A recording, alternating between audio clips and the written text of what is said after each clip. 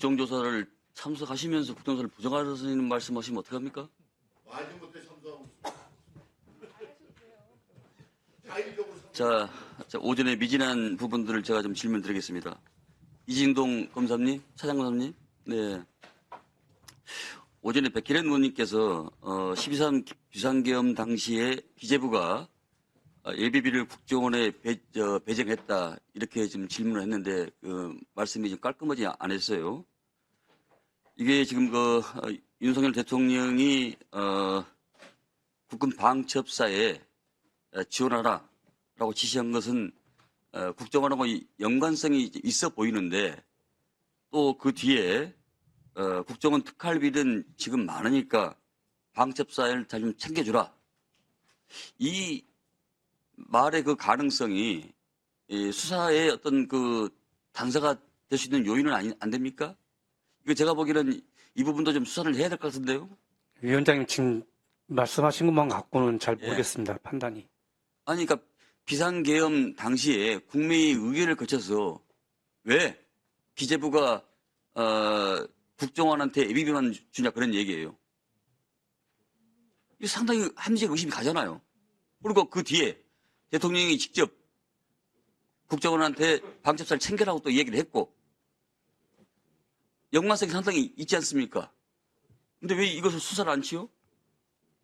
한번 검토해 보겠습니다. 하여튼. 알겠습니다. 신원식 예. 안보실장님. 예. 24년 3월에 삼청동 안가에서 윤 대통령과 만난 그 만찬 자리에서 비상계엄과 또 비상대권에 대해서 언급을 하셨다고 하셨죠? 대권 표현은 기억이 안 나고 뭐 비상대권. 비상한 조치로 기억하고 있는데 하여튼 예. 정확한 워딩은 기억나지 않습니다. 하여튼 그런 우리 얘기였습니다. 예. 당시에 우리 신원식 장관께서는 이에 대한 그 반대 의사를 표명했다고 하셨고 또 그 자리에 참석한 다른 분들은 반대 의사를 표명한 분이 안 계십니까? 일테면은 김용원 처장님, 조태용 원장님, 여인영 반책사령관이 참석했는데 우리 신 장관 외에 다른 분들은 이에 대해서 어떤 의사 표현을 한 적이 없습니까? 제가 그거를 적절치 않다고 말씀드렸고 아마 제 의견에 제 기억으로 조태용 원장은 동의를 해서 말씀하셨고 그러고 난 뒤에 대통령께서 다른 화제로 옮겨가서 여전 사령관과 김용현 처장은 특별히 답변하지 않은 것으로 제가 기억하고 있습니다. 장관께서는 이 3월 이후에 이 만찬 장소 이후에 다른 장소나 다른 곳에서 비상 계엄과 관련한 내용을 들으신 적이 있습니까요? 예, 들은 적 없습니다. 참 저는 상당히 기괴한 일이라고 저는 생각을 합니다. 왜냐하면은 우리 군은 상명하복이 확실한 조직인데 8월 만찬 이후에 8월까지 이 내란의 주요 인물들이 그러니까 여인영, 이준호, 곽종근 이런 분들이 우리 장관한테 중간 보고를 안 했다는 걸로 이렇게 지금 결론이 나와 있잖아요. 그게 매우 아쉽습니다. 네, 그러니까 저한테 보고가 됐으면 네, 제가 대통령께 말씀드려서 적절한 조치를 취했을 것으로 생각합니다. 그러니까 우리 장관께서는 그 이후에 8월 중순까지는 계속 장관직을 재직하고 계셨잖아요. 정확하게는 9월 6일까지 겸직이 1개월이기 때문에 의도적으로 우리 신 장관님을 그 계엄에서 배제된 이유가 뭐라고 생각하십니까? 뭐 배제했다고 그거는 제가 뭐 단정적으로 말씀드리기 어렵고요. 어쨌든 저는 뭐 그때나 지금이나 대통령께서 느끼실 여러 가지 어려움이나 이런 것에 대해서는 충분히 공감합니다. 그러나 그 해법으로 비상계엄을 한다는 것은 그때나 지금이나 저는 동의하지 않고요.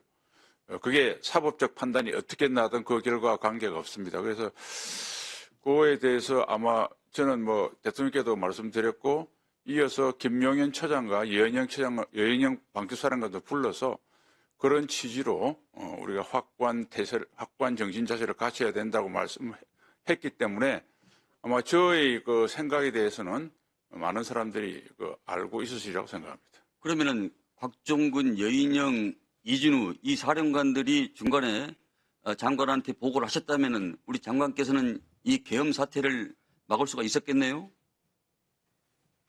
네, 저는 그 제식을 던져서라도 막았을 겁니다. 네, 우리 총리께 간단히 질문 드리겠습니다. 그날 비상계엄 선포는 국무회의 심의를 거치기로 되어 있는데 심의를 거치지 않고 개의야 종료 선언도 없었고 약 5분 만에 끝냈다 이렇게 또 회의록도 없었다 이렇게 말씀하셨잖아요. 네, 절차적, 네, 흠결이 있었다. 실체적 흠결이 있었다. 그러면 이게 지금 국무회의를 열었다고 볼 수가 있는 겁니까 없는 겁니까 그러면요? 그 최종적인 흠결이- 판단을 예, 제가 좀 하기가 적절치 않은 것 같습니다. 그래서 몇 가지 그 사실들은 있지 않습니까? 그러니까 그것의 형식적인 거, 또 우리 윤건영 의원님도 저한테 많이 물으셨고, 그런데 일관되게 제가 얘기한 거는 분명히 그것이 절차적으로 또 실체적으로 흠결은 있지만, 그것이 예를 들면 어떤 의원님들은 국무회의가 없었던 거 아니냐, 위법한 거 아니냐 이런 말씀하셨지만, 대개 의원님들의 말씀들도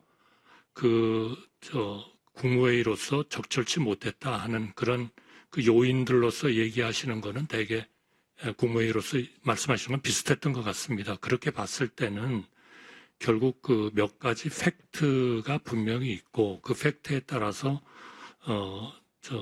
생각은 가질 수는 있고 드릴 수도 있지만, 그거를 공개적으로 그것이 이렇다라고 판단을 하는 거는 개인적으로는 조금 적절치 않다. 저는 그렇게 믿고 있고, 그렇게 우리 국회와 헌재에서도 그렇게 증언을 하고 또 답변을 드리고 일관되게 했습니다. 아마 모든 장관들이 대개 질문을 받았을 때 비슷한 논리로 말씀을 한 것으로, 그러니까 판단은 어떻게 할지는 그거는 수사와 사법 절차에 따라서 하지만, 국무회의 그 자체는 이러이러이러한 이유 때문에 좀 그 절차적, 실체적 좀 흠결이 있었고, 그 말씀은 다시 말씀드리면 평상시의 국무회의와는 달랐다 하는 그런 취지다 하는 그렇게 말씀을 드려온 것으로 알고 있습니다. 국가의 최고 회의 의결 기구인데 그 자체 개의서는 종료서는 회의와 절차와 과정 내용이 생략됐기 때문에 그 판단은 많은 분들이 하실 수 있다 이렇게 이해해도 되겠습니까? 저는 그런 생각은 가질 수 있겠지만, 최종적으로 그렇기 때문에 이것이 법적으로 또는 헌법적으로 어떠냐 하는 것은 역시 그거는 수사와 사법 절차의 과정에서 판단돼야 된다 그렇게 생각합니다. 계엄 당시에 당일날 총리께서 호출로 이제 집무실에 가셨는데 그 집무실에 도착하자마자 분위기는 어떤 분위기라고 표현할 수 있겠습니까?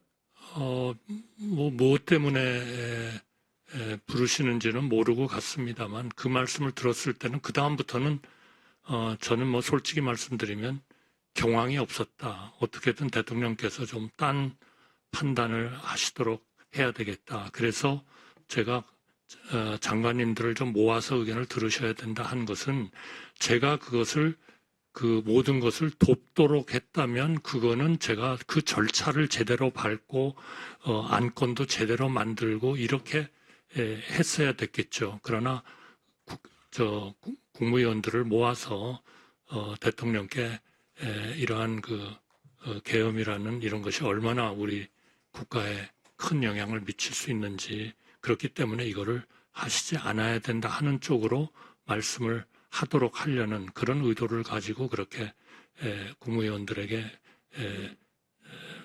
국무위원들을 모아서 의견을 들어보셔야 된다 그렇게 말씀드렸고, 물론 제가 추가로 누구를 부르고 어떤 시간에 왔고 하는 것은 제가 전혀 기억도 안 나고 파악이 안 됩니다만, 기본적인 취지는 대통령의 그런 생각을 조금이라도 바꾸려고 노력을 했다. 그러나 결과적으로는 그러한 생각을 바꾸시도록 하는 데는 제가 성공하지 못했기 때문에 정말 국민들께 송구스럽고 또 제 자신도 정말 안타깝고 또 죄책감도 느끼고 있다. 그렇게 말씀드리겠습니다. 그러니까 윤 대통령이 말씀하셨다시피 계엄은 비상대권이기 때문에 안 해도 된다. 이렇게 판단하신 거 아니겠습니까?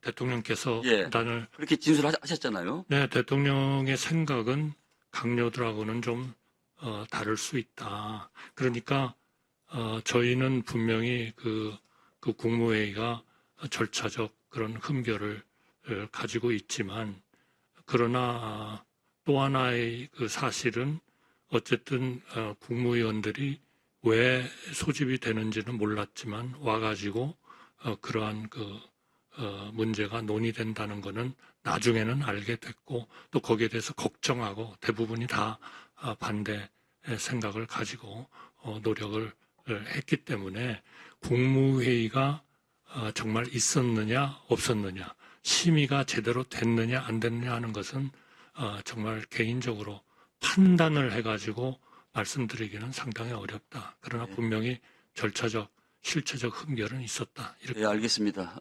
법 절차를 무시한 비상대권은 독재적인 발상과 똑같다고 생각을 합니다.